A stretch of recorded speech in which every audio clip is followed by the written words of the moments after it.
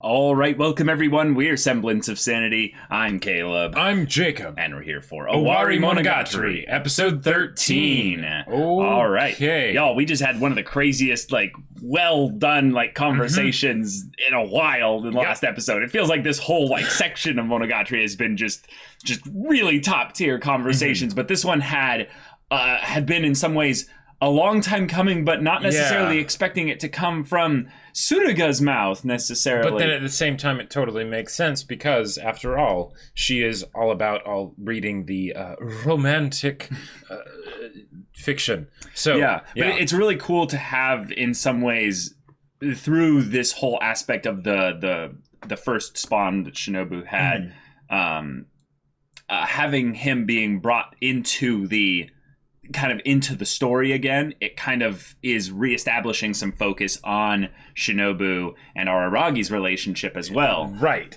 because even in the times when we thought that we were getting a Shinobu-focused arc, we weren't necessarily getting a Shinobu-focused arc. Like the last time that we really got focused on the Araragi-Shinobu relationship, other than for that little bit that we had when, in the future, was Kabuki. And that was a long time ago. Yeah. So, yeah. Yeah. Now Shinobu needs to decide what she's going to do when she meets number one again. Or, in some ways, what she's not going to do, because this is setting up to have Araragi and the first spawn duel, which in and of itself is a quite terrifying prospect, because I don't know about your chances, Araragi. Yeah. I am rooting for you. And I definitely think you're going to win, probably. Yeah, maybe Shinobu and him will juice up. Like maybe that's how it'll work, and then that way it'll be Shinobu and closer to her full kiss shot state when she rejects him. Possibly, yeah. I just don't want Shinobu to interfere in the same way that the first spawn was mentioning in the previous episode, and saying the aberration wouldn't necessarily get involved with a fight between her two spawn. Oh yeah, well right, the specialists, because So even though Gain and episode did show up, so yeah. I just really want it to be a thing where we get Araragi kind of being the main character in this bit here, and it gets a really good conversation between the two of them, because ultimately the fight will probably be something, but I want primarily a longer conversation that isn't interrupted by Gain and episode, basically. Sure, I get because that, I really liked where it was going in the previous episode, and then when they showed up, there was some good some good banter and stuff, some flipping of pages. yes. Personally though, I really want it to be mainly a conversation between Shinobu and number one. Yeah, I think that would happen though after the duel, especially if Araragi wins. Especially in the kind of conversation that you're wanting here, because you're talking about Shinobu rejecting. Well, either way, I want to see, because Shinobu was pushed to a point where she had to kind of be vulnerable with herself a little bit, but now she has to kind of decide, when she went and slept in the shrine, right? That's sort of her processing in my mind and being okay, what am I going to do? Yeah. So now I want to see what she's decided and how she goes about doing that, whatever it is. Now because we've seen stuff ahead of this, we know that she doesn't actually leave with number one because she's still in the show in later points chronologically, but I still want to see it happen. Yeah, and Araragi has to end up with the sword. That's true, right? Because the tie-in to Shiro. Yeah, but Shinobu's not with him when that is happens. Very true. So in some ways, it's more of a thing of where, even if Araragi maybe comes out of the duel doing well, what Shinobu chooses in the meantime, where Araragi is not with Shinobu, that could be rather interesting. That could be where that conversation you want comes from. Sure. So, y'all, without further ado, let's get into this. All right, everyone, we're going to be starting the episode in 5, 4, 3, 2, 1, now. Oh! Hey!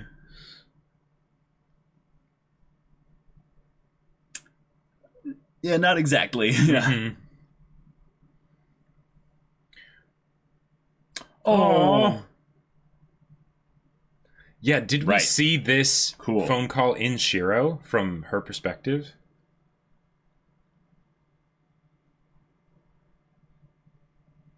Cool. Okay. Awesome. That's a nice little tie-in to see how things are bridging between the arcs. Yeah.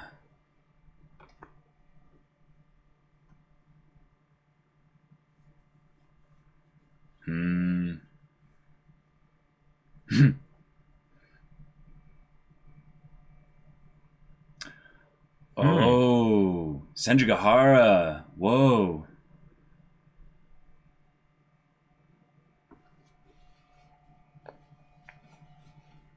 Cool.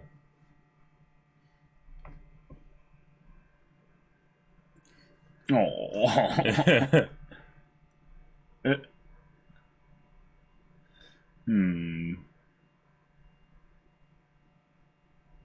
Wow, this is so wholesome and stuff.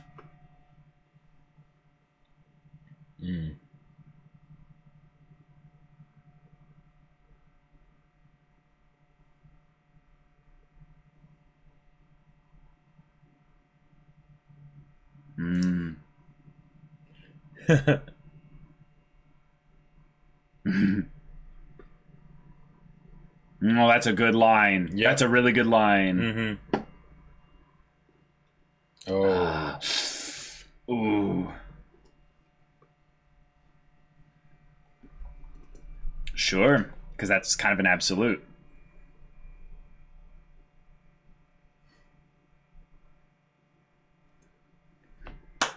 That's good. Yeah. God.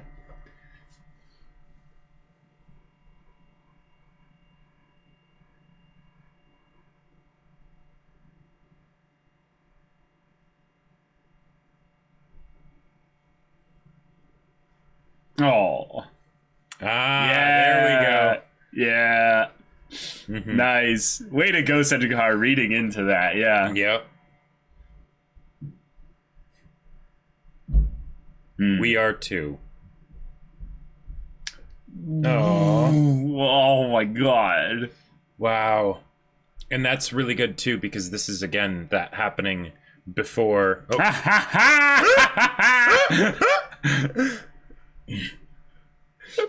Wow.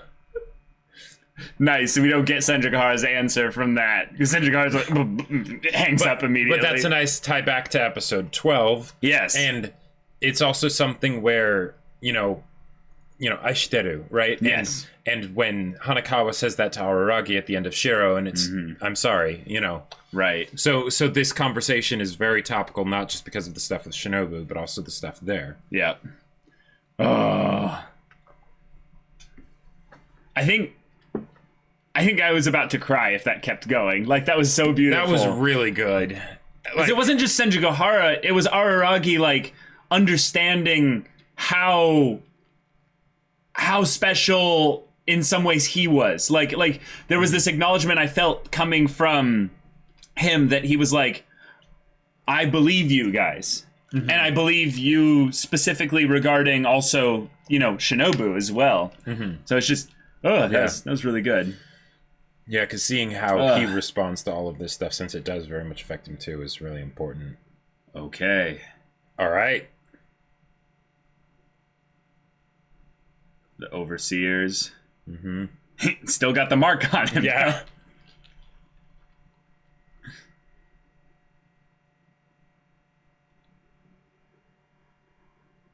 Okay. Gotcha. Okay. I think that's the first time we've seen Gain actually do something extraordinary. Before it was always what she knew.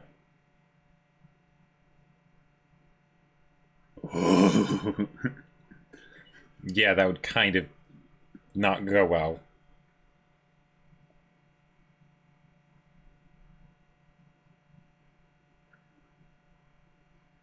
Look where we are. Yeah. Wow.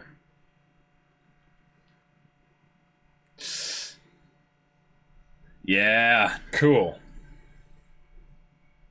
toiling endlessly to be worthy, you know, being special. Yeah.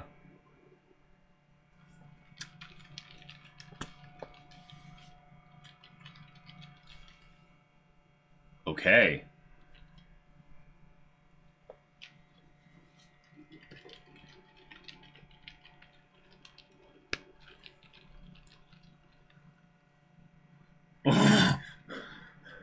Okay. What is this?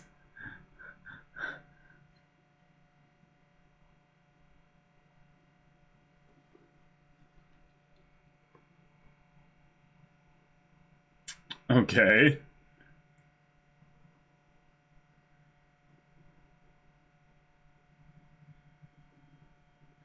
Oh, nice. And then they have to fight over the same sword. Yeah.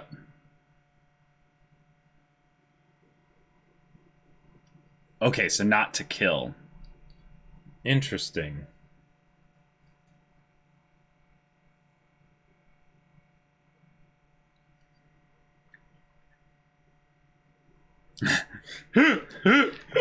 I'm glad you brought that up. Yeah.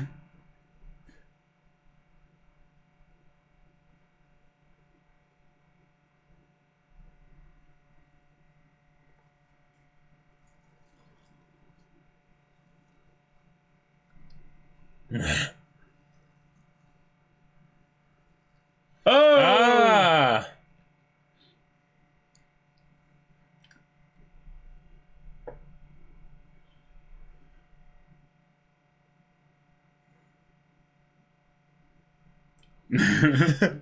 All right, limbering up with Tsuruga. Let's go. Yep.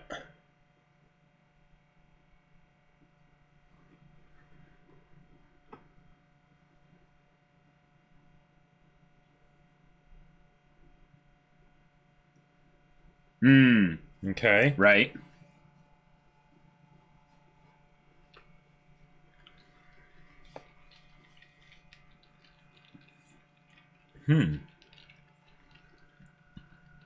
Yeah. Right. That. Yeah.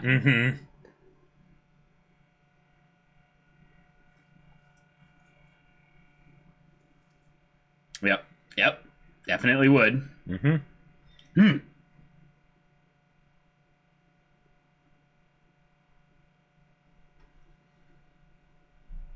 At the very least, he's a bigger target.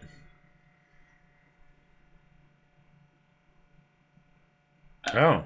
Sure, yeah. Running shoes acquired. Yeah. Aw. Wait.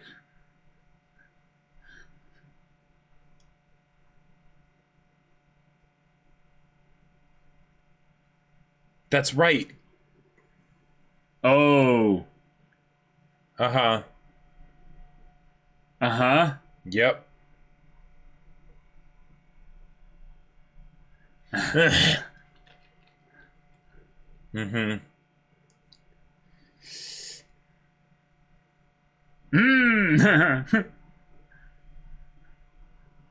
Which climax, though? Which something. Yeah.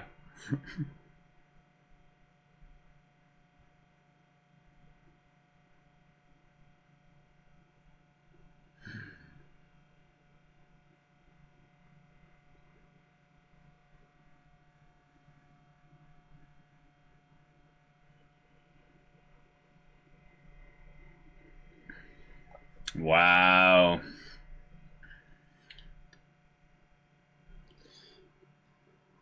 Wow. Lots of motivation here. Uh-huh. So you better win and win quickly. Yeah. Oh, no, this is about making him choose.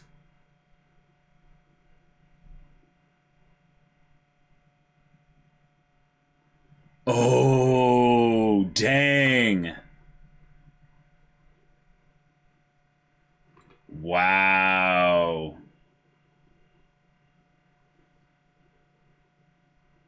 Wow. Huh. This is dirty. Oh my gosh.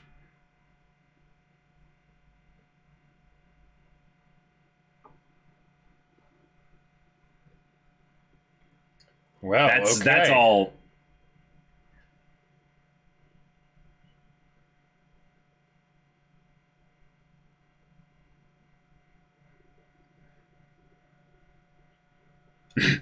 Wait, that's right. Didn't Kanbaru show up and like whisk them away? Yes, I believe so. Yeah.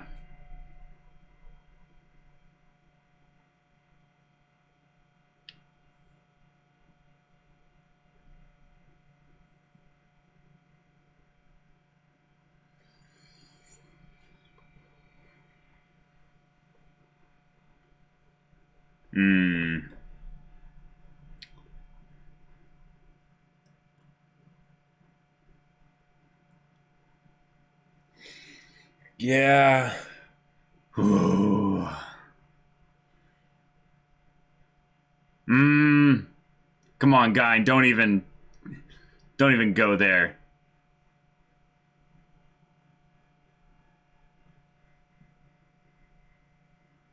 All right. Okay. All right. Let's do this. Yeah.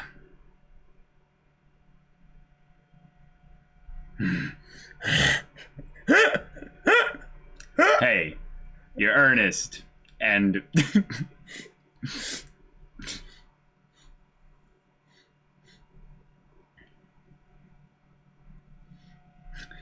but it is not this day. Oh.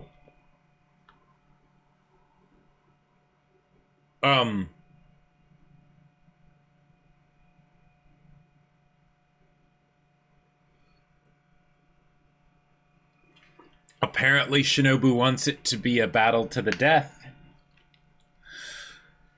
Oh.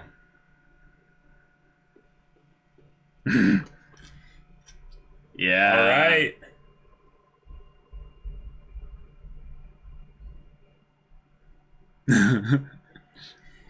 Yeah, let's do this now. Uh-huh.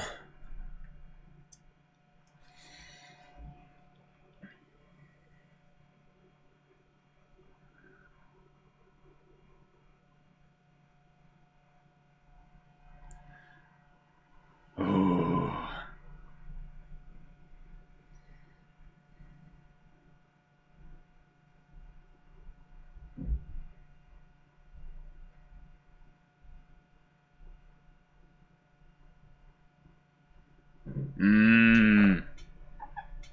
Tell him, Araragi.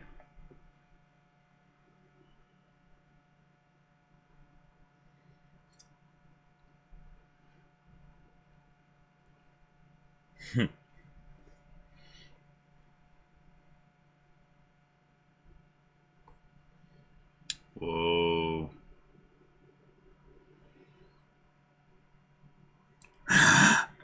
You badass. All right. Yeah. All right. Okay.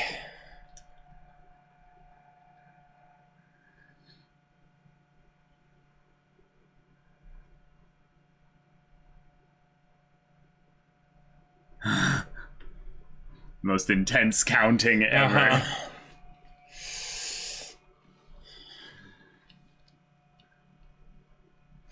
Okay. All right.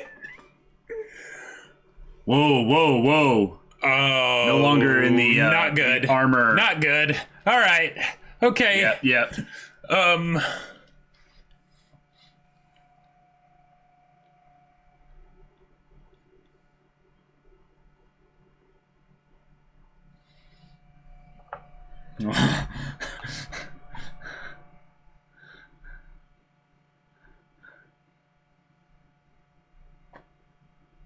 Wait.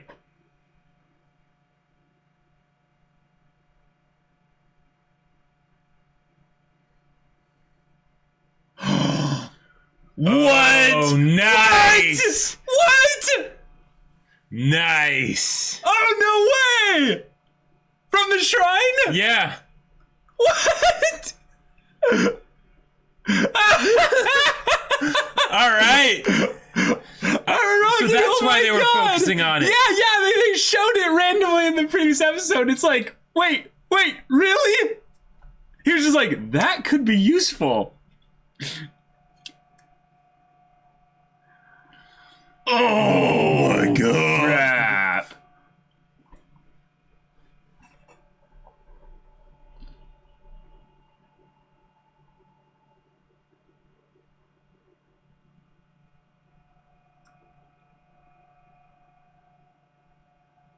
Oh, wow. Dang.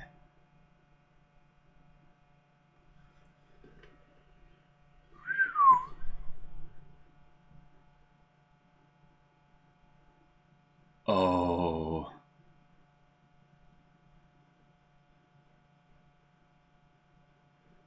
Oh my god.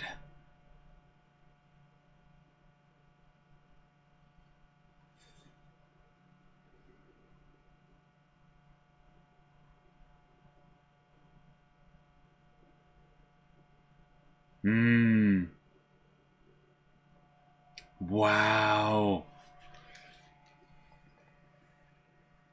And here she is. Mm-hmm. Oh, that hair animation. Yeah. Oh.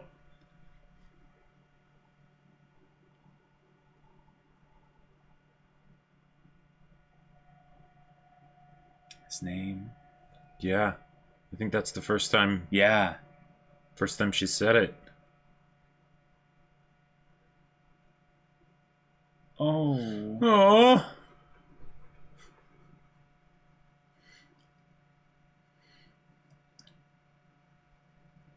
God, this is beautiful. Yeah. Good. She's listened. She's doing it. For a while.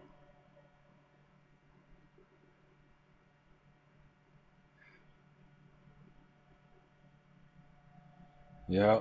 Mm-hmm. Wow.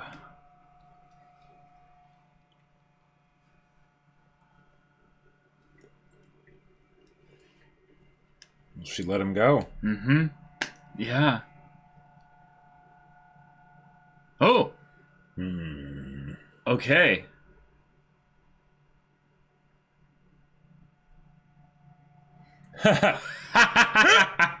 Nice. Nice.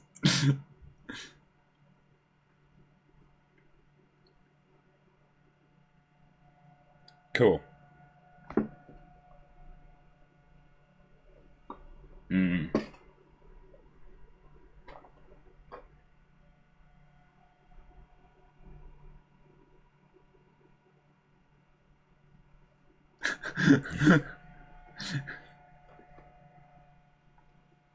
That's a little meta. Yeah. Koyo Mist.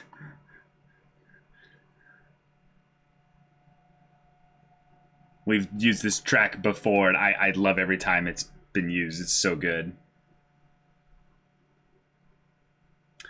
Oh, good question. I think it was just a part, though. Oh, okay.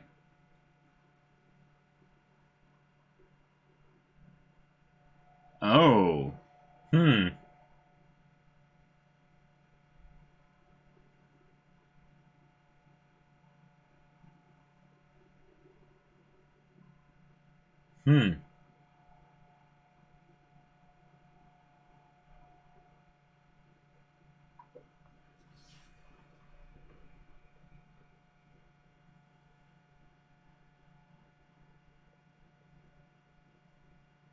Really?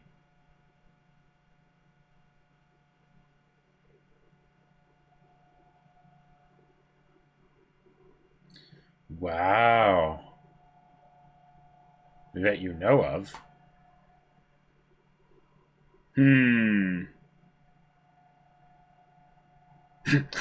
That look from Yeah. Ogi. Which one? Yeah, yeah.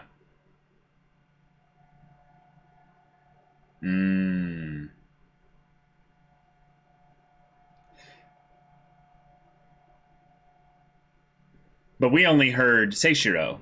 Right. How does Ogi know the full name? That is interesting. Wearing her clothes. What?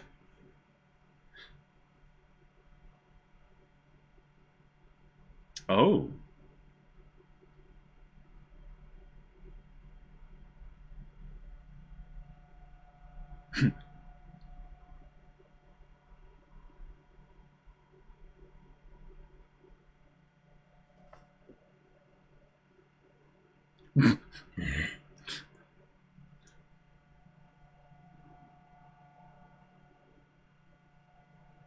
Oh.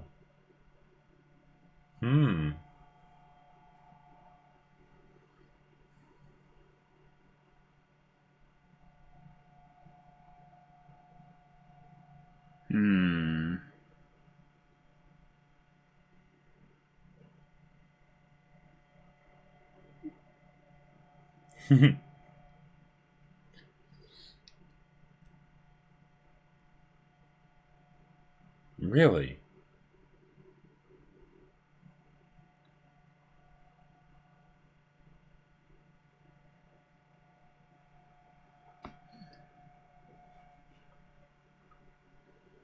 Oh. But is it worth the burden? Yeah.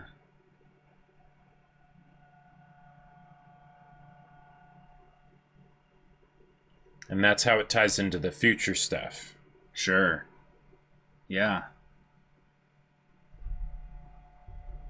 Huh.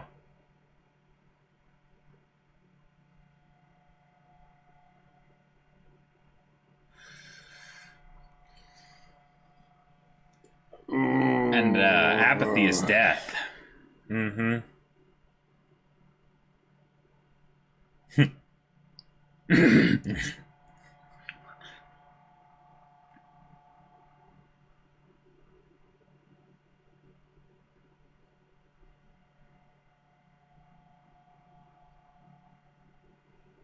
Wow. Good All right. stuff, Yotsugi.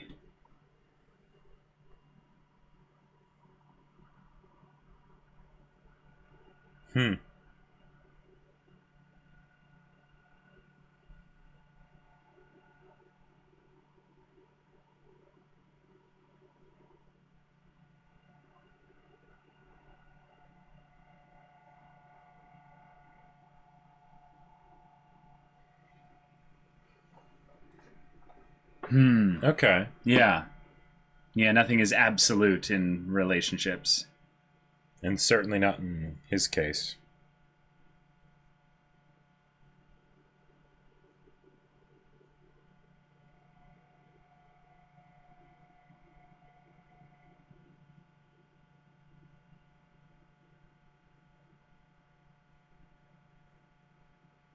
Okay. Whoa. That was All right. That was incredible. Like I love what they did with the actual duel, and then having Araragi pull a fast one like that. Yeah. And then also with Shinobu showing up and acknowledging and in some ways admitting to be affected dramatically by the feelings of the what was his name? Seishiro? Seishiro. Yeah. Seishiro. Yeah. Wow. And that's interesting because, initially when she turned him into a vampire, he wanted to die, right? Right. And he wasn't able to because he's an immortal vampire, right? Right. For her, it sucked because, okay, I guess I'm alone again, right? Mm-hmm. I'm being utterly rejected by this person because of my nature, I guess, right? When I tried to do something for him, And then in this situation, it's something where now, when the roles are reversed, she is basically saying, I'll give you that thing that you wanted all that time ago. Yeah. Okay. Cool. So yeah, the CD was definitely about the first Kin and Shinobu. The ending bit there. how much you meant to me, but we'll never see each other again. Wow. And thus concludes the finale for Shinobu Male. Yep. And Owari, I believe. So yeah. All right, we need to now go beyond the end, but still before the actual end. So, well, yeah, this is the story in some ways, like preluding endings. The finale in the same way in which when this little mini arc first started, Ogi and Araragi were having their conversation, and Araragi's like, so I have to tell you about a little story that kind of is important to wrap up before we get to the end, you know. So it's like it's clearing the stages for now the story to move into like the truth. Like, I mean, we're in the third act, but this is like, you know, the ending of the third act or whatever. Right. You know, that'll take a while. Yeah. But this was something that was primarily focused on this area of Araragi's character surrounding Shinobu and their relationship. Right, because especially with where it falls in the timeline, there's a lot that sort of hasn't been addressed fully between the two of them, I feel like. Like there was that conversation when they were bathing each other in Nisei, in the beginning of Nisei, and that was sort of like addressing the elephant in the room, if you will, right? Yeah. But since then, we haven't really fully explored it, and given how closely it was in parallel to Araragi's whole situation of, you know, being depressed and all of the stuff that came along with that, that was something that is kind of really important to bring up, like because as much as Kizu was Shinobu's introductory story, it was also Araragi's focus arc, right? So this here, you know, it fits with the whole idea of them being, you know, master and servant and things like that, and their vampire connection, because their story is also very much connected in the same way that their aberration nature is connected. So it's one of those things that I love that Nisio Isin does this with how he's planned this whole thing out, where there are certain things that you don't necessarily realize are necessary until they happen, and then you're like, yes, it couldn't have been done any other way. Like it had to be here, and of course then within the non-linear structure of the show itself in the narrative, it also fits here because of the things that have been brought up previously. You know, it thematically is very relevant and follows a consistent sort of track to what will be after this. Right. Whatever that is. Yeah. Araragi is in a very specific place with regards to not only his views on happiness, but his views on maybe even relationships in general after this section of the story. And that's probably why it's really important that it happened before we get to the, you know, the finale, like the end, you know. And again, on the whole thing of the surprises that were totally necessary, right? That conversation with Senjigahara. Yeah. God, every time she shows up and even being on screen. Well, I mean, she was on screen, but not even being physically present in the same room as the other characters, right? We're experiencing some social distancing, you know. Yeah, exactly. It is what it is. Yeah. I mean, they won't be after not this. For long. If you know what I mean.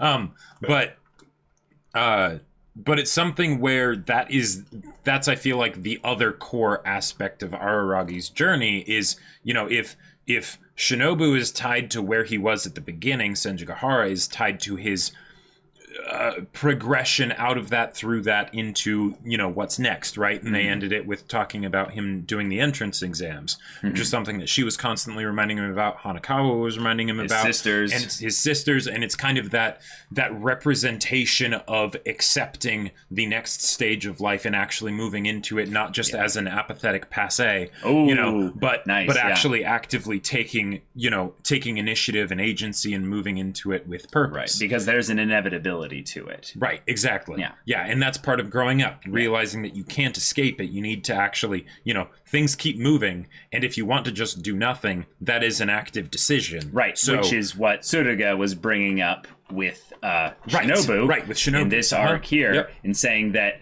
you realize what you're doing by basically choosing apathy. Yeah. And not addressing and rejecting, Seishiro directly. Yep. Going at him and saying, no, you are being a burden to me. I choose someone else. Right. What you're doing is so effective in that it is actually physically paining me, and I have to deal with you directly here. Yeah. And that shows the value that you give to the person's advances, feelings, and person. So here we have Araragi kind of doing a similar thing with that, in that he understands the burden that he can be in some ways also to the people that he's next to. So he approaches this duel with a singular proactive protagonist mind of, hey, I thought about this in advance. I went and grabbed the talisman and everything, and I am going to end this on my terms.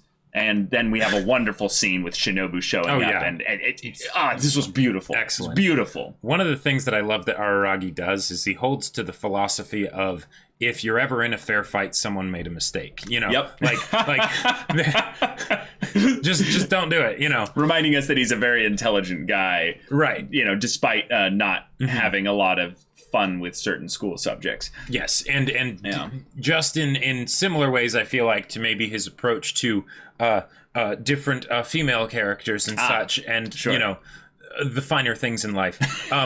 He also is not afraid to stoop to sneak attacks and just be like, "Yep, I'll fight dirty." There you go, boom, be dispersed. This whole fight was rigged against him from the start. Exactly, and Shinobu wouldn't let it be wouldn't let it be an even fight. That was something where I was like, okay, all right, let's do this. Well, you have to wonder also on some level, did Shinobu notice that the talisman would have been taken because she was in the shrine? That's true. So it would have been gone by the time that she exited it. And if anything, the fact that it has this, effect, right? Like, she would probably notice that it wasn't there. Be able to detect that, it had been moved. Yeah, probably. And but one of the other things that I really like about the fact that she chucked the sword down there is that it was, on the one hand, basically saying, I condone this.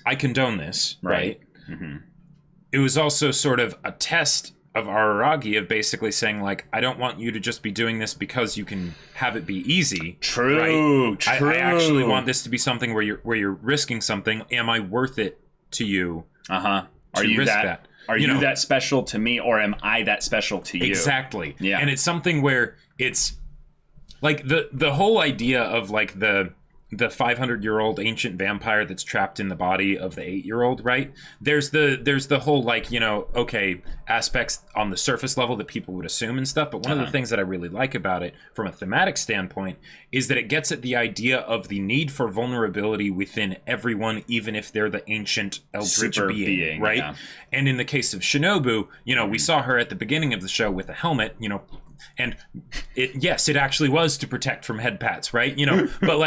But the idea that here, this is something where for 400 years she hasn't been willing to address this part of her past because it was painful. And when you do that for a long, old habits die hard, right? Yeah, that builds patterns that bleed out into other areas of your life. Exactly. Oh, what do you know? You have this other relationship that you're trying to kind of think about. Yeah, kind of not really avoid, but kind of kind of hold this I would say barrier between in some ways. And what's great about that is that that's something that we all do as humans, right? It's something that Araragi does, so it's thematically very relevant. It's a great sort of showcase of where he could be in 400 years, and he talked about that. Yeah. If things say go a certain way, right? Because he is going to be around for, well, unless anything crazy happens, for forever, potentially. So, those kinds of things are things that he needs to address, and it's a great sort of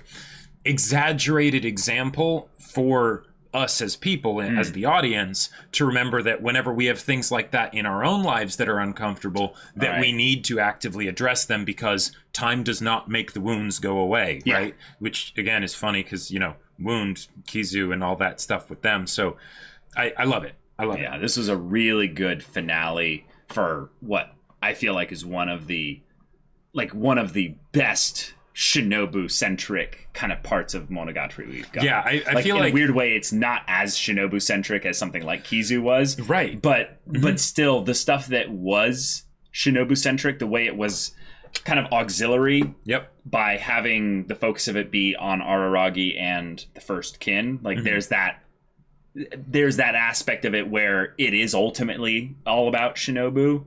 As it kind of them revolving around it, but it's so we're just two guys, fighting over a woman, exactly. But and also really by throwing the sword down there, Shinobu also wasn't really deciding. She was essentially shirking the responsibilities of deciding and actually rejecting him or not, and basically saying, "You guys pick, right? Whichever one of you seems to think of me as being the most precious." Then I'll go with that, which on the one hand can be a level of acceptance, right? And so it's still whatever a powerful thing for her to happens, do, yeah. Right? Exactly. So okay, so cool. She's going to accept the outcome, but at the same time, it's not something of her. Even though it is her actively deciding to accept the outcome, there is something that could potentially be continued there further if they wanted, if Nisio Isun wanted to. It doesn't need to be addressed later, I feel like, but it could be. So I just wanted to bring that up. Okay, Gain, and the whole thing of Araragi being made aware through Suruga what's going on elsewhere. Now, how much did Gain set this up? Because I think in some ways there's a lot of this where we're seeing that Gain has to kind of react a little bit and kind of adapt in the moment, like the whole thing of, the sword being thrown down here. The fact that the talisman was used. Sure. Like, there's a lot of things in here that Gain just couldn't have known about. Right. Or the first kin asking for a handicap. Right. Right. All right. Cool. I think that there's enough to show here that Gain is very much in the I know basically everything, but not like I don't know literally everything. Yeah, I feel like it's something where she doesn't necessarily know everything about the future, but she knows everything. There was two things in this episode that pointed towards some of this being still going according to Cake with regards to Gain. One was the potential of creating another sword. Yes. Dream Span. Right. Now, that's its own thing that we'll have to talk about. But the other thing is the fact that because Suruga was there, which is because of Gain, really, Araragi was able to find out about all the other things, which forced him to make a decision. Yeah. Now, what I want to kind of posit here is that Gain really wanted him to have to make a choice here. She didn't want him to have to be forced into this duel. Sure. She's like, hey, this is a legitimate decision. But the way she was setting it up felt so dirty and manipulative. And, this is your girlfriend. This is one of your best friends out there. These are your sisters. Like, are they less important to than some stupid duel that you can't win in anyways, Right. What would Gain have gained if he chose any of them over, in some ways, Shinobu? I think the only real motivation that we've had concretely stated before for Gain is that at one point she wanted to make Shinobu a god. Yes. Right? Yes. Shinobu sleeping in the shrine, by the way, felt very Nadeko, right? Yes. So there's that. Don't think I didn't see that connection there, And that could also be potentially still her way out of Araragi's life, since she did say that I want to be with you for a while, But yeah, maybe that could also be something where if she did end up, if Araragi forfeited the duel, Shinobu ends up going with the first kin, and then maybe, I don't know, maybe at some point then Shinobu would end up, she'd be able to make Shinobu a god that way or something. I don't know. But if Gain knew that Araragi would choose to stick to his guns here and make this happen, and actually revealing this information was not a manipulative thing, but was motivation for him to do whatever it takes because he has important stuff to do after this. Yes. I want to go out there on a limb and say that Gain might actually be sort of, because I've been getting hints of this a little bit in previous stuff, as we've gotten more and more of Gain, that Gain is actually the dark Batman hero that we don't deserve. Or the hero that we don't deserve, but the one we need right now, or but whatever. the one we need right now, or the one we needed, just in general. Right. And that this was something specifically just to build his resolve so that when he goes into this fight, it's not just a thing about the duel. The duel is not really as important. It's that Araragi is a character that is... maybe this is the wrong way of looking at it, but I feel like his whole thing is about finding that balance. Sure. And every once in a while, he gets tugged at from a different direction by all these other forces and people. And right, that are external, and he needs to find balance within himself. Right. And so that's Ogi's sort of role in everything. Right. Ogi is both an enemy and an ally in a weird way in that regard. But specifically with this, Gain needs a focused Araragi and a determined one, and yet uses potentially a manipulative sort of thing as a, hey, this is not the end-all be-all. I need you going forward because there's going to be some very key things that you will do. Ooh. And I can't not see it, especially since they're giving extra focus to Gain when when Ogi and Araragi have that little conversation of and sorts. And the whole idea of, did she make another dream span? Yeah. Yeah. One of the things I'm actually kind of curious about, could you go through the episode a little bit? Does the sword get thrown down after he decides to still do the duel? After, the whole thing of Hanakawa is brought up? Or before? I think it's after. So, since the only, motivation we've gotten from Gain is that she wanted to make Shinobu a god, right? Mm-hmm. If Shinobu leaves with the first kin, maybe that's it was after. Good. Yeah. So makes sense. Then it's maybe right as the duel is about to start, 1 minute before. Yeah. Or no, it actually once it clicks to 8 o'clock or 9 o'clock. Yeah. Then 8 o'clock. Oh. See? 8 right there. Oh, okay. Yeah. Yeah, and then boom, the sword strikes. Right. But splitting the bamboo. But basically, that could be something where Gain would have lost essentially the or her objective of getting Shinobu to be a god at the shrine and all that stuff to maintain balance and everything would have gone away if Shinobu had left with the first kin. So she ended up orchestrating things so that there could be enough motivation brought up beforehand so that Shinobu would know that Araragi was not just doing this because whatever, but it was an active decision that costed him a lot, right? Sure. It was something where he was actively choosing her, not just passively choosing her, because Araragi can be passive sometimes, right? So then at that point, when the fight starts, Shinobu throws the sword down to make it decisive, right? Which I feel like also is very much in tune with Shinobu's just general style of doing things, of not just demanding a lot from the people around her, but because her story and Araragi's story in Kizu was very much set up as sort of the, romantic and French and all of that stuff, and the not romantic in the two people love each other kind of a thing, but a story that is romantic in nature, right? Yeah. It's grand dramatic. It's grand dramatic, led by the emotions and all of that, right? This is something here where poetry, poetry. It's again her making an emotional statement, and or a statement based on emotions, not just a technical thing. Sure. When she just shows up and says, don't apologize, I forgive you.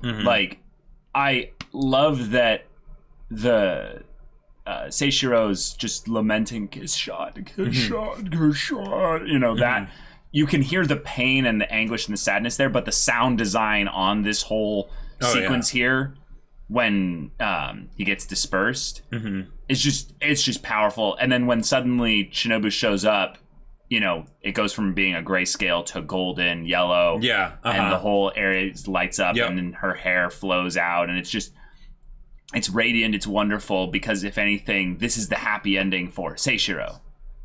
Right. And what's cool about this is that this isn't necessarily, because they talk about the striving towards the happy endings in the later parts of the episode.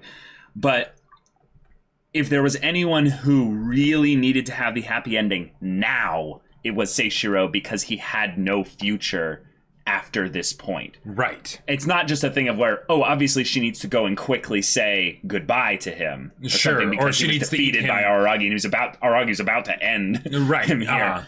But it was a thing of where,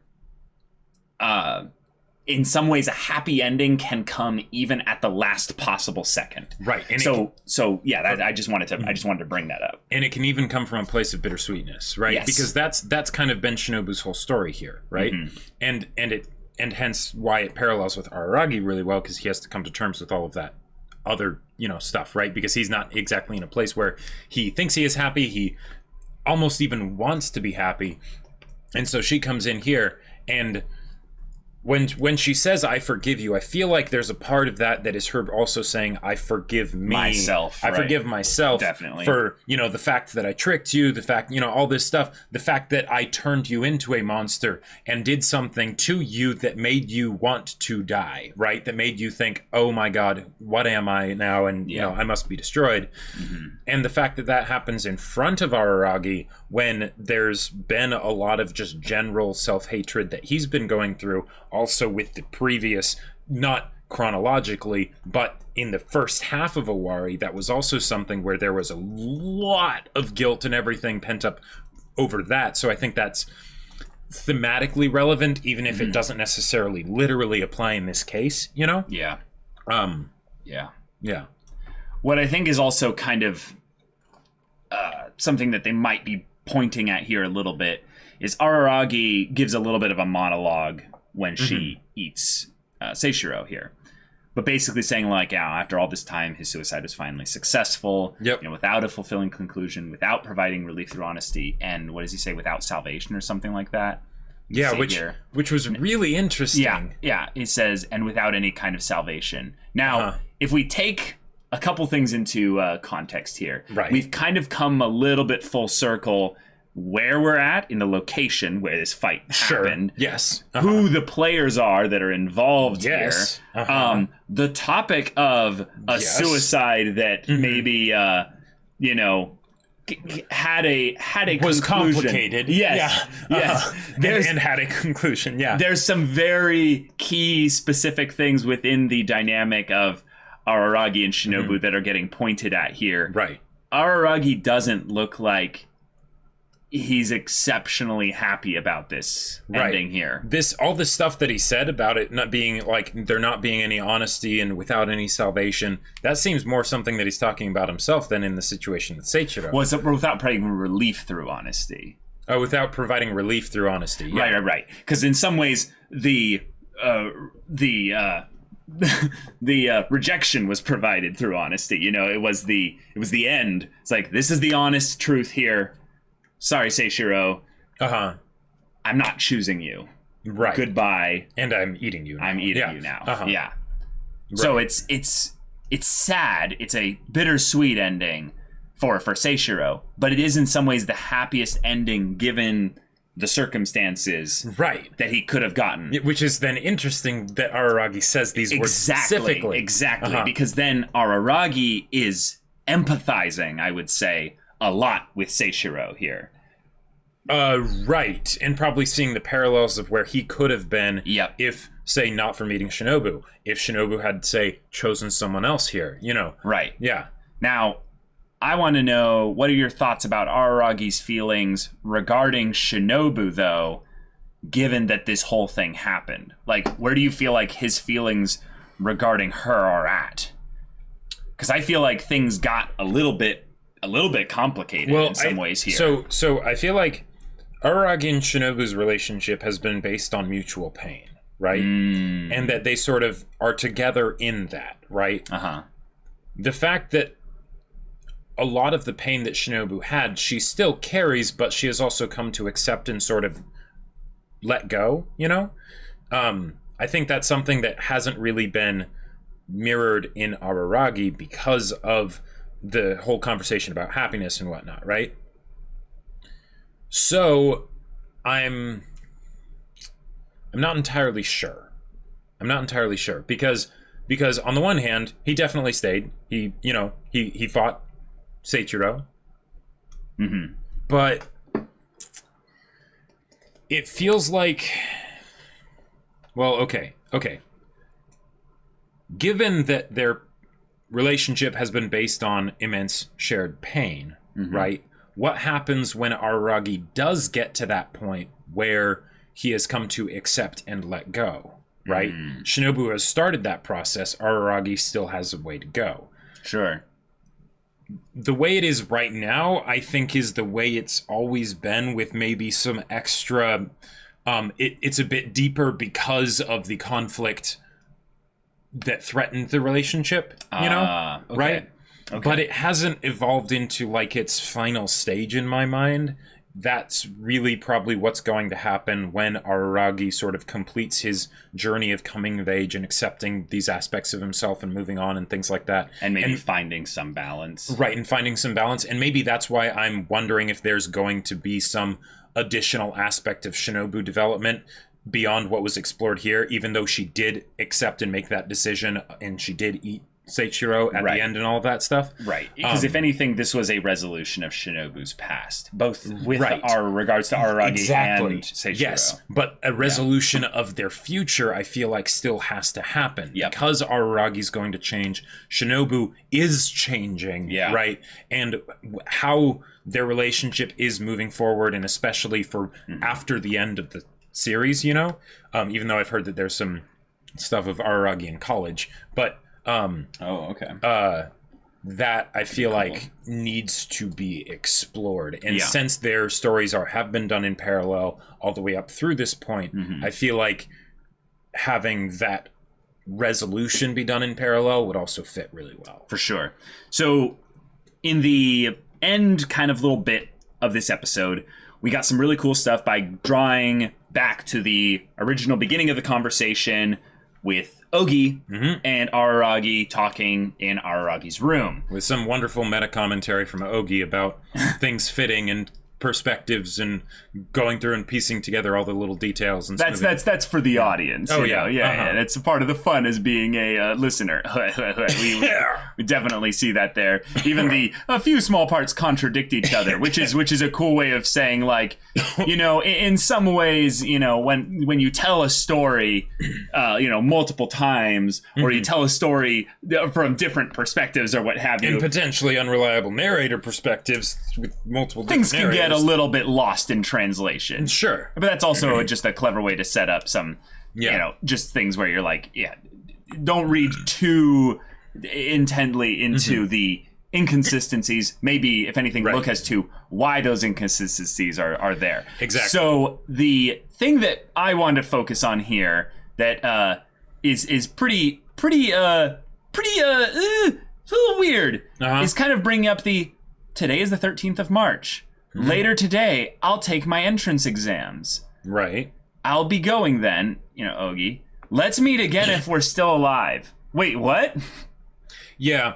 I and feel then like... the one more thing, and then focusing on like just hey, Araragi, is there some aspect of the story that you're not fully aware of, or you didn't actually tell me? Or are still not fully accepting, given the fact that it did show, this is from Araragi's perspective, and it did show specifically that the armor was still there, so is this something that's a bit uncomfortable for Araragi, so doesn't want to really think about it? Right. Yeah. But what I think is quite just terrifying anytime Ogi shows up is Ogi, in my opinion, feels like the herald of Araragi's internal apocalypse. Like, Araragi has a lot of problems, just like all the other characters, but there are so many times in which he's just overcoming them. He's overcoming other people's problems, not for them, but like kind of setting people up for success by applying himself into situations. Sometimes he makes things worse, but a lot of the times he's just going out there and doing his savior thing, But then Ogi constantly gives this feeling that he's trying to kind of be like, hey, Araragi, you need to to take this stuff seriously. I'm trying to point your... Like, it's kind of like bridling a horse and not bridle, but... blinders. Yeah, the blinders, but I guess it is kind of like a bridle. Basically, like, kind of just to point the horse and be like, look at this. You better be looking at this. Right. And it's not the thing of trying to distract Araragi from not looking at something else. It's, no, you need to look at this and focus on this. And it's cool from the story perspective, because then we get to look at something that Araragi necessarily wasn't looking at for a while. But the idea of being like, oh, exams are coming up. Yep. Talk to me later if you're still alive. Oh, sorry, we're still alive. Right, which just for the sake of Ogi, that could just be something of if Ogi still needs to be around. Sure. Right? Which is like, that could definitely be one of the aspects to it. And especially with the idea of, entrance exams, that's also like graduation and things like that. So I would not be surprised if that was something where once Araragi resolves everything within himself and, Ogi is no longer needed, then there you go, Ogi has kind of died. Yeah, definitely. But then there's just this creepy aspect where Ogi just knows things like, oh yeah, by the way, here's the full name right. of Shishuri Seishiro. What the hell? How do you know that? Yep. Then we have the whole thing of Ogi leaving and be like, that's the full name of the first Aberration Slayer. Araragi Senpai, wouldn't you want to know the name of your rival in love? And Araragi then exits the door, and there's that creepy kind of ghost angle of it where it's the Ogi's suddenly no longer there, Right. But then, like, almost directly, like also kind of like being a ghost in some way. Suddenly Yotsuki's like, yay, I happen to overhear your conversation. And I love that they're reminding us of this as well. Araragi goes, again? Remember that time where we were like getting that vibe from Yotsuki way back? What was Yotsuki's focus arc? Was it? Which one was it? Let me see here. It was. Was it Tsukimonogatari? Yeah, I believe it was Tsukimonogatari. Yep. Right. Yeah. And Ogi and Araragi were talking at the end of that bridge. And Yotsuki was kind of giving that look of like, I don't like her. And then later said like, oh, there's the final boss, the actual final boss. Yep. And and then again, it's like, Araragi, you're soft on her. Don't you tell her too much? And he's like, really? I don't think so. And it's kind of a, well, okay, if you say so. Yeah. There's this kind of protector feel that you get from Yotsugi because in some ways she's so powerful in certain instances, but she's also, undead, kind of doll, like...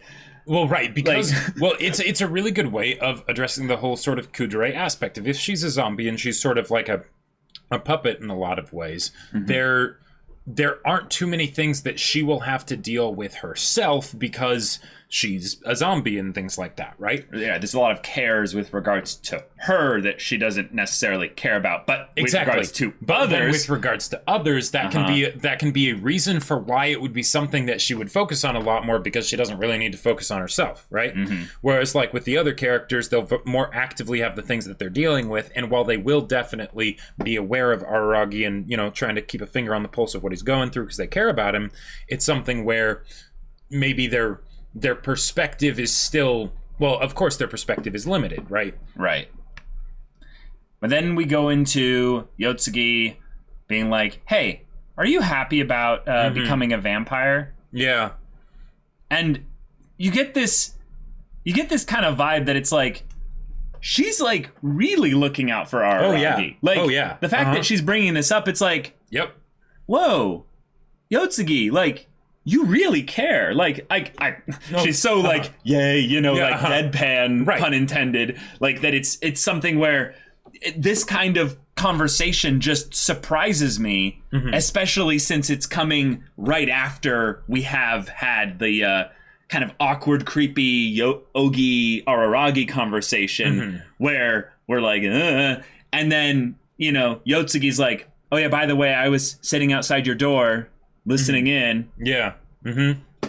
What I also love is just something that's kind of fun as like a little thing of like, kind of building up the idea that Ogi is more aberration than, individual is, Ogi didn't interact with Ogi. I'm sorry, Yotsugi didn't interact with Ogi as Ogi left the door. Oh yeah. It could totally have been something where Ogi or Yotsugi was just listening to Araragi talk to himself. Yeah. Yeah. Yep. And then, and then, what is it, Devil Chan? You weren't able to give him a good reason to stay with her then, but maybe that has changed. Do you still believe nobody is made happier if you are with Shinobu Sensei? And then they do the classic Monogatari zoom in, like this as is the dialogue important. thing, like this is really important.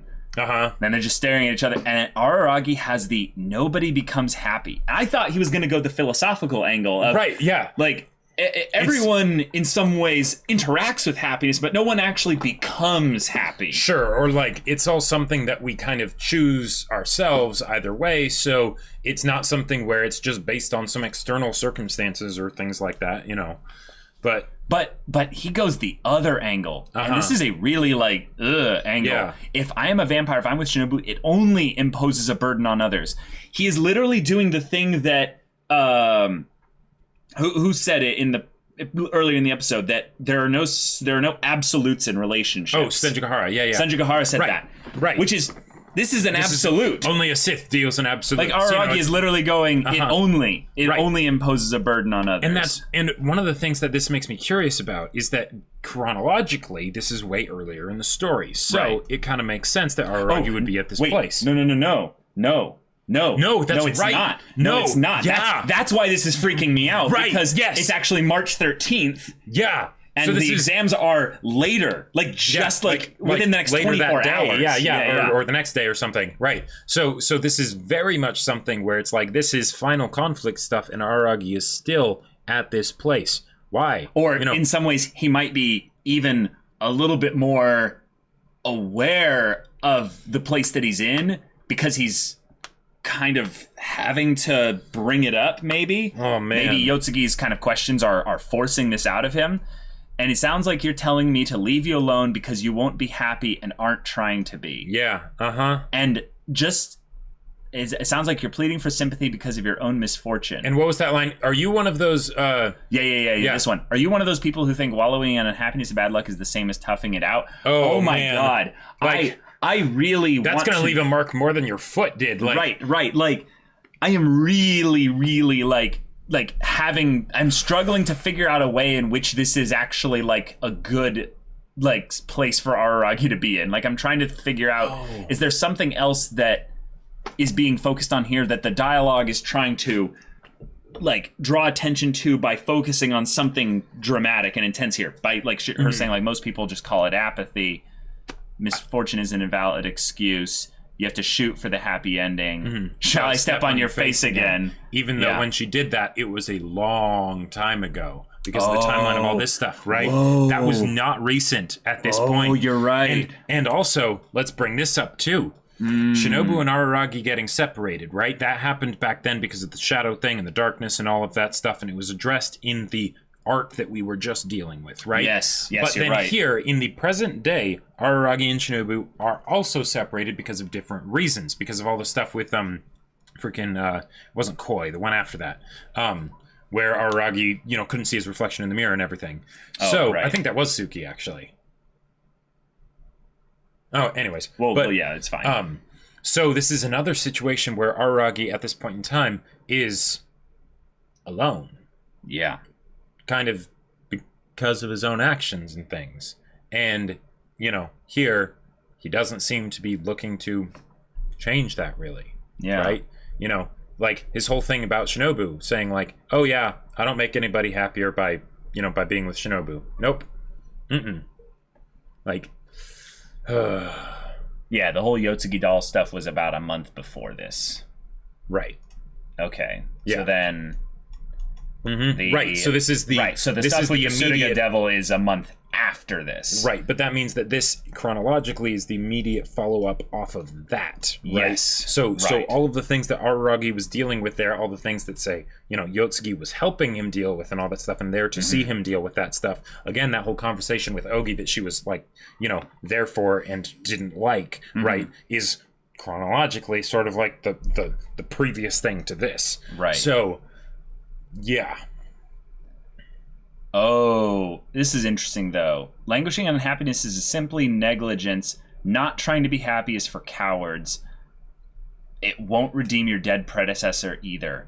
Now, I think the reason why this is being brought up in the episode, specifically after we just had the predecessor essentially die and have their suicide become complete, right, is that in some ways Araragi was seeing in that instance, oh my God, the burden that someone can be on another by being in relationship with them. Yes, and right, exactly. Because for Araragi, it didn't have and Sendikar was kind of bringing up this kind of stuff, but the idea that, yes, it is very much a burden, but it's still something that people choose because sometimes the burden is not actually a burden entirely. Exactly. People are not intrinsically special, but people can be special to someone else. Yeah. And then we, as people in relationship, can, if we choose to, work on ourselves so that we are worthy of being special to that person. Right. Now, what I think is tricky here is that because we time skipped, we don't know what exactly Araragi's efforts or stuff that he's been doing has been, except for maybe looking back at previous arcs to see what kind of stuff he's been doing or not doing regarding that. But apathy was brought up, so well, and we know that during Koi, which was the one before this, he was consistently going to Nadeko and getting almost killed as an attempt to try and talk to her. Now, that seems very similar to some of the other stuff that Yotsuki brought up here, but also that Araragi has dealt with in the past. Also, one of the things that I was kind of wondering, and let me know what you think about this, the fact that not the stuff with Ogi, but the other stuff in this arc, right? The stuff that happened alongside Shiro, that was directly after Hachikuji passed on. Is that potentially an impetus, a catalyst for some of the decisions, thoughts, feelings, and emotions that Araragi was going through in that arc, and potentially his conclusions about the events of that arc? Because he saw someone that he really cared about, and he lost them, right? Then he also saw someone else and how much they cared about and how much they were affected and how much of a burden it was when they had someone that they cared about. And then they still ended up going away, right? They still lost them. And even though it was something where for Shinobu it was a good resolution, Araragi was commenting on it as if that was not a satisfying ending. It was not a satisfying conclusion, right? Yeah. It was a bad ending because they still lost somebody because they cared about them, right? And now then we're going to hear maybe that has some relevance or weight, or I think it definitely has shows weight. how Araragi kind of regressed, because we've seen over the course of the show, even though it skips like timelines and stuff and things like that, there are times where Araragi seems to be doing great, and then all of a sudden there would be times where it's like, wait, Araragi seems to really not be doing well. That's because of the timeline. Right, it's because of the timeline. What was the cause of that? Like so that even if it was done in order thematically, in the non-out of order and everything, it all works, right? But when you put it chronologically in order, what was the thing that threw him off? And I think this might have been part of it. Yeah, this definitely was, I would say, if we looked at maybe the fact that this was an assemblage of multiple little stories, these are things that are all contributing factors that lead towards, if you will, the end. Because that's one of the things that I was thinking about this whole little section of Monogatari is I'm like, why are they doing uniquely in some ways a collection of stories that are not, necessarily sequentially, next to each other, but have some reference or connection to what will be the end of the story. How does it aid the overarching narrative beyond just the structure? Right. And since there's still plenty of Monogatari still to go through, it's like, well, this isn't the end. It's more of like, these are things that are instrumental towards bringing about the finale. Sure. And I get vibes specifically from the way that this little ending bit of the episode goes, that like not only is Araragi in a bad place, he's like alone, and it seems like he's in a bad place. So I am really getting weird vibes from this whole thing here. There were a couple other things that I noticed after mentioning that thing about Hachikuji. The other thing that happens immediately after that arc, Shiro. Immense pain is caused to someone that he deeply cares about because of him, right? Oh, sure. Hanakawa, she was in love with him. I'm sorry, he had to reject her, right?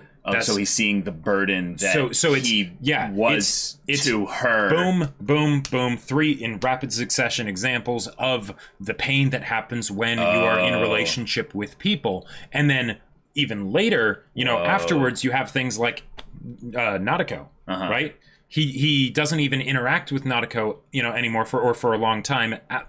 He does in the whole I'm a snake goddess situation, right? And which wasn't good. And then even after that's resolved, it's no, you probably shouldn't talk to her anymore because you'll be a burden to her, right? She finally got over this thing. It's better if you're not in her life right now, right? Wow. Which for her, that's true in her specific case in this point in time, definitely, right? But it's another example in this pattern that Araragi, because he's in that place already, he'll see the things that confirm those perspectives and beliefs. Okay. So then, just the fact that we also get so much, I would say, internal kind of just Araragi thoughts with regards to this. I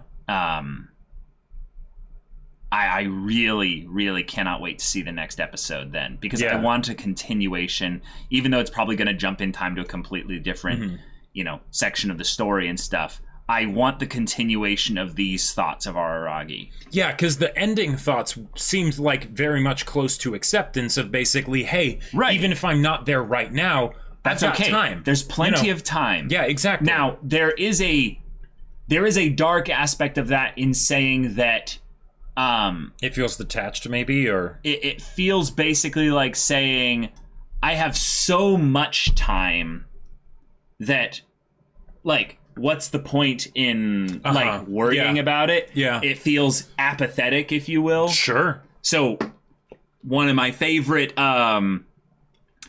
games of all time has a very specific line that is thematically tied to the very core centric bit of the story, and that's that apathy is death. You know what game I'm talking about. I believe so. Yeah. Apathy is the worst. Now, I don't think this is Araragi and apathy, but I think this is Araragi dangerously close to apathy. Yeah.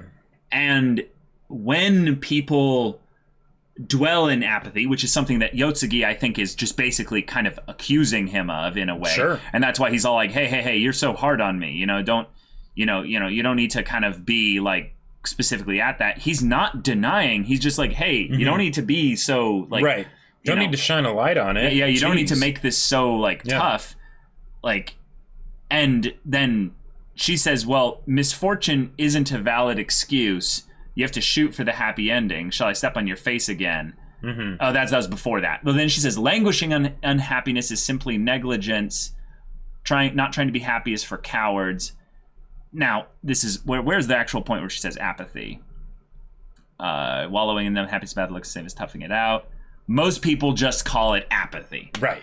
Basically saying, Araragi, you as a person are at a very pivotal point in your life.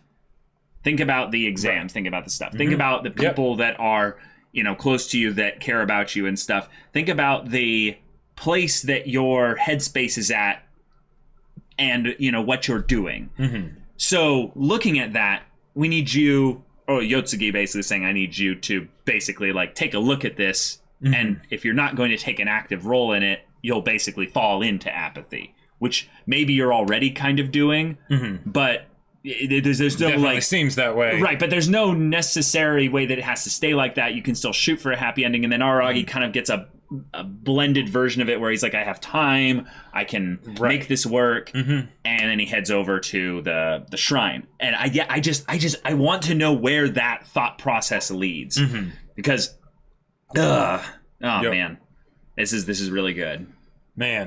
Well, this is definitely an arc resolved. Yep. I'm really curious to see what the next arc is like, because I feel like we are kind of at a climax of a sort, thematically and everything, and for Araragi. Yeah, but, the exam. But there's a lot more of like time left in the show, so I don't know. Right. The exams are like literally happening like really soon.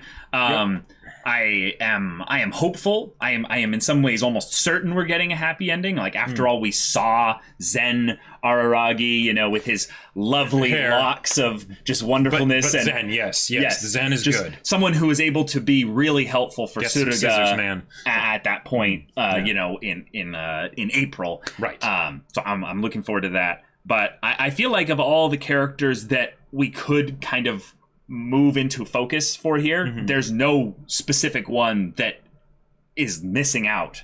Yeah, like it feels like that's what this whole section was for. It was basically to say, let's cover all the bases, right, and then we'll move into the next we stage, could just have it be like one final just Araragi arc. I mean, I don't know what other than that the show would do, because there aren't too many episodes left. But do you know actually how much is left? I think we're going to be finishing around like December, but it's in this year. Okay. So there's a fair amount left, but not too much. So I don't know. Dang. Yeah. Well, then, y'all, thank you so much for watching this episode's reaction and discussion. It was a long one. If you want to see the next episode's reaction and discussion right now, though, go check out the link in the description below for our Patreon. You can get on early access there, and any level support gets you access to our Discord, where you can chat with us and the community there about this show, about anime in general, and you can also talk with Jacob about the sci-fi novel that he wrote. Yep. I wrote a sci-fi novel called Battle Lines. It's on Amazon. Link in the description down below. Yeah, so if any of that interests you, we'll see you there. But until then, we're Semblance of Sanity. I'm Caleb. I'm Jacob. And we'll see you all next time.